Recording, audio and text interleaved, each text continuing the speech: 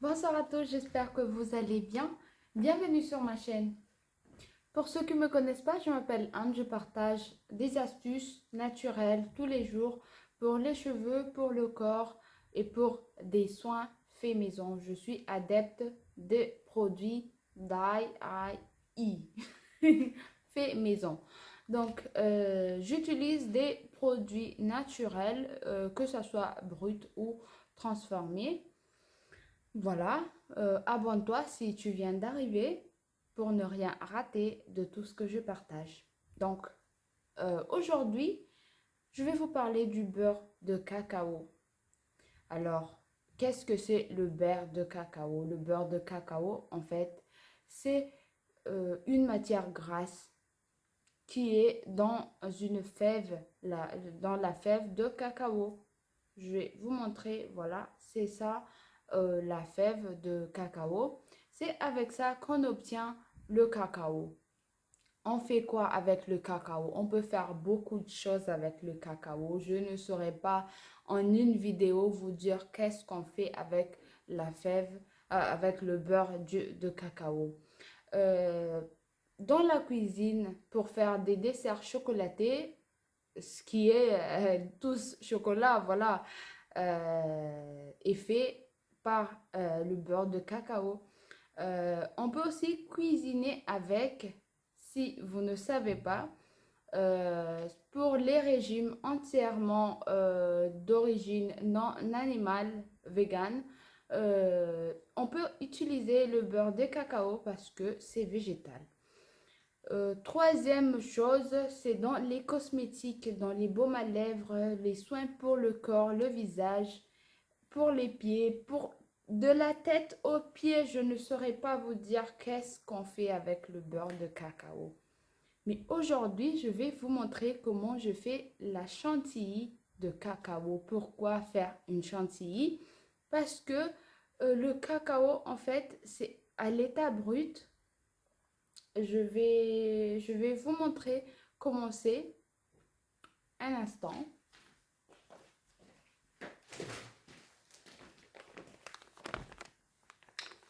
C'est ça, le beurre de cacao. Mais son état est comme ça. Ça, cet aspect, je ne sais pas comment on le dit. C'est du beurre, c'est gras, tu le sens. Tu sens le chocolat, bien sûr. C'est trop bon. Mais comme ça, à l'état brut, on ne peut pas l'utiliser. C'est pas facile à manier pour le prendre, pour l'appliquer et tout. Voilà pourquoi on fait la chantilly de cacao.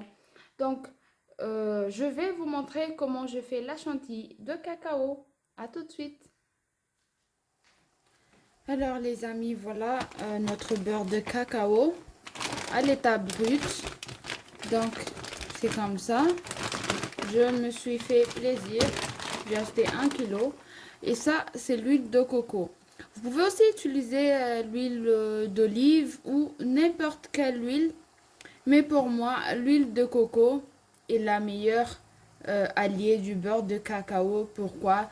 Parce que ça va raffermir la peau, ça va être anti-âge,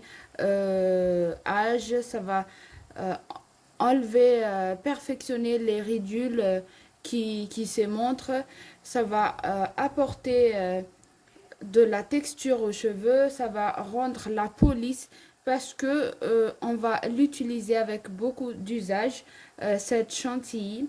Maintenant, je vais pas tarder dans les explications. Je vais vous montrer euh, comment je le fais. Donc, j'ai ma balance qui est là. On va le tarer. Donc, on va mettre à peu près 400 grammes. Non, ça va être beaucoup si c'est 400. Oh, cette odeur. C'est trop bon.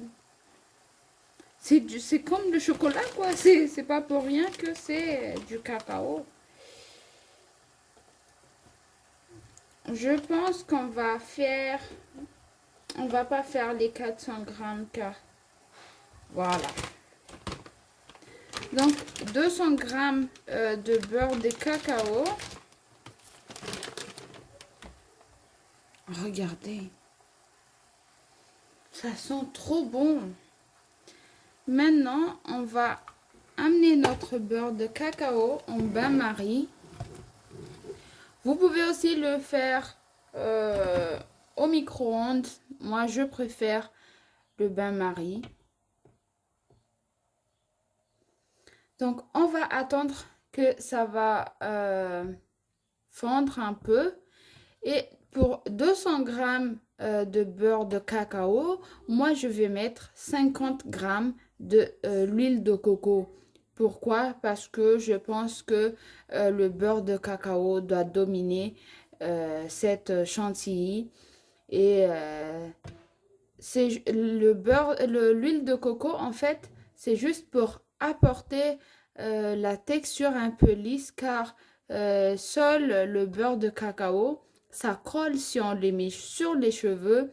C'est pas facile à manier, mais avec le mélange d'huile de coco ou l'huile d'olive, ce que vous voulez, c'est beaucoup plus facile à manier en fait. Donc, vous voyez, ça fond petit à petit. Voilà, je reviendrai vers vous quand ça va fondre totalement, sinon on va attendre une éternité ici. Voilà comment ça donne après le bain-marie.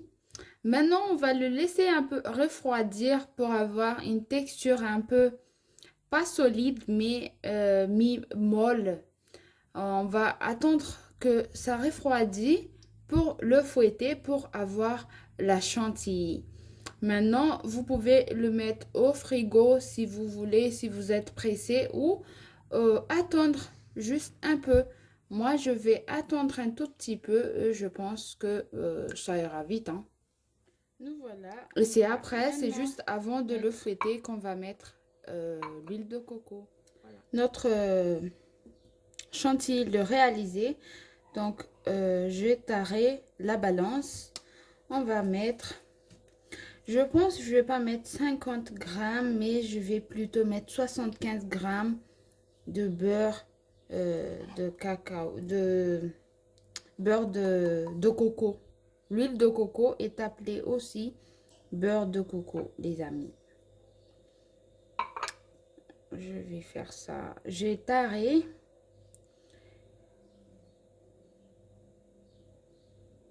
On va mettre 75 grammes d'huile. Là, c'en est trop.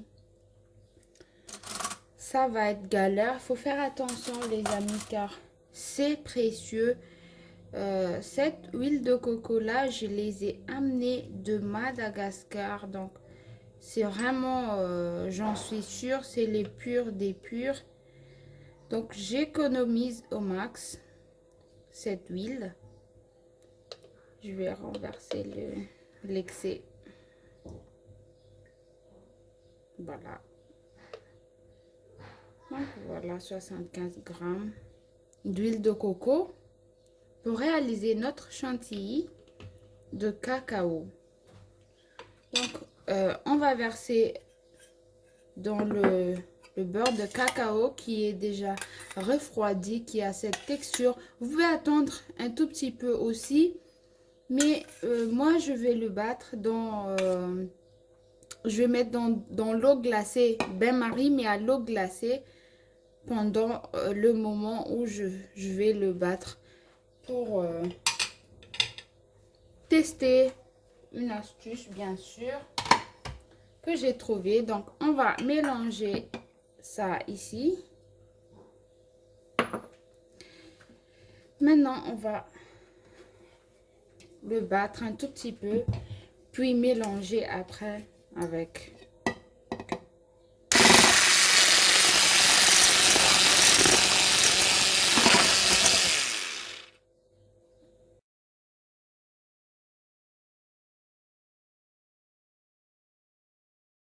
Donc, voilà la texture qu'on a obtenue, les amis.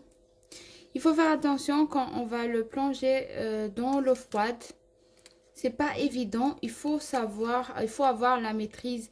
Quand on voit la texture de chantilly, bah, on l'enlève de là, sinon ça va faire des grumeaux comme ça. C'était devenu comme ça la mienne. Je me suis rattrapée, mais sinon, que demander de plus? Avoir ça, ça sent trop bon. C'est comme si vous allez vous tartiner de chocolat en fait. Donc voilà, je vais mettre en boîte et je vais conserver juste dans un endroit sec et à l'ombre, pas à côté du soleil. Tout simplement, je vais utiliser avec mes cheveux, mon corps, partout où j'en ai besoin en fait. Donc les amis, voilà comment on fait le chantilly de cacao. On le mélange avec l'huile de coco, bien sûr, pour avoir une texture plus facile à manier. Voilà, on peut l'utiliser pour le corps, pour le visage. Ça enlève les rides, ça enlève les taches, ça fortifie les cheveux, ça donne des cheveux soyeux, ça hydrate, ça apporte tout ce qui est bien.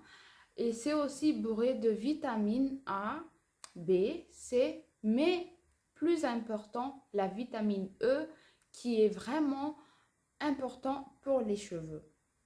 Aussi, quand vous avez les crevasses sur les pieds, il faut appliquer ça tous les jours, avant de dormir et mettre au chaud dans un sachet plastique.